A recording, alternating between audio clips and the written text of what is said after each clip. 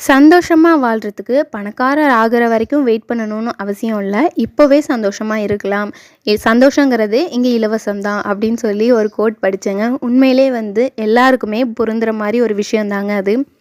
ஏன்னா, பணக்காரரா இருக்கிற ஒருத்தர்கிட்ட இல்லாத சந்தோஷமும், நிம்மதியும் ஒண்ணுமே இல்லாத நம்மகிட்ட இருக்கும்.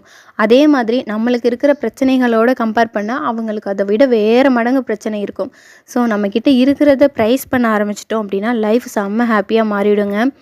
என்ன பொறுத்தவரைக்கும் கர்மா இஸ் அ பூமராங்கிற விஷயத்த நான் ரொம்பவே நம்புவேன். நாம செய்றதோட விளைவுகள் கண்டிப்பா நமக்கு திரும்பி வரும் அப்படிங்கிறது. ஸோ எனக்கு ஏதாவது சின்னதா கஷ்டம் வந்துருச்சு அப்படின்னா கூட, நான் ஏதோ மிஸ்டேக் பண்ணியிருக்கேன். நான் ஏதோ ஒரு இடத்துல தப்பு பண்ணியிருக்கேன் அப்படின்னு நான் என்ன நானே திருத்திக்க பார்ப்பேன். அடுத்து எந்த தப்பும் பண்ணாத அளவுக்கு கொஞ்சம் கான்ஷியஸா இருப்பேன்.